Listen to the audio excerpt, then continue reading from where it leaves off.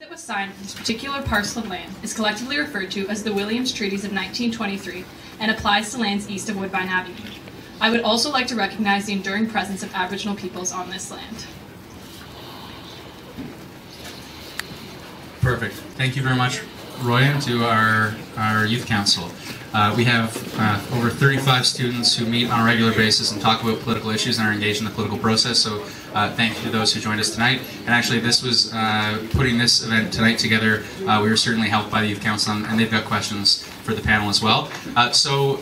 In terms of getting this going, I first want to say we've held a number of town hall events that were born out of a particular issue of the day, whether it was assisted dying, whether it was drug policy dealing with cannabis legalization, whether it was electoral reform, where there was a committee study going on.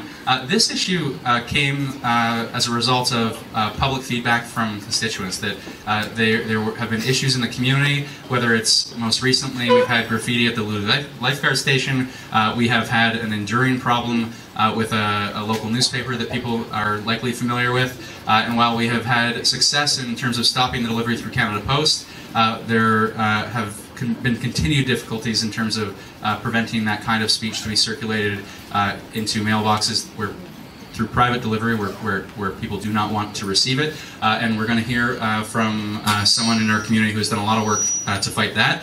I'm not going to speak long. I'm going to be more asking questions, but I did want to note and give some context. So, stand away from the mic. Any identity in your gender, and it's okay to practice any religion in Canada, because that is the Canada that I call my home. That is the Canada that we collectively built over the number of years, over 150 years, and then some, where our Indigenous communities came together to build this beautiful country that is our home. I came to Canada when I was about 12 years old. I moved here from England.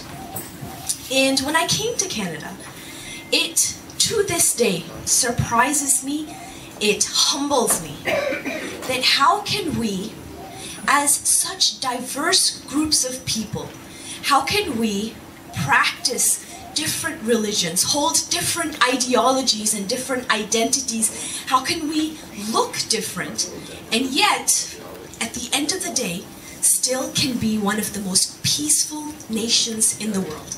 How is that possible?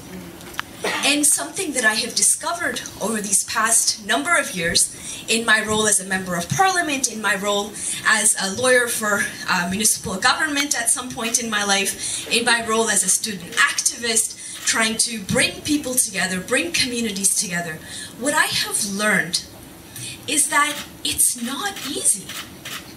It's really not easy. What it requires to establish and to continue to build upon the beautiful harmony that is Canada is a strong partnership between our federal government, our municipal governments, our provincial governments, civil society, grassroots organizations, and individuals like yourselves here in this room.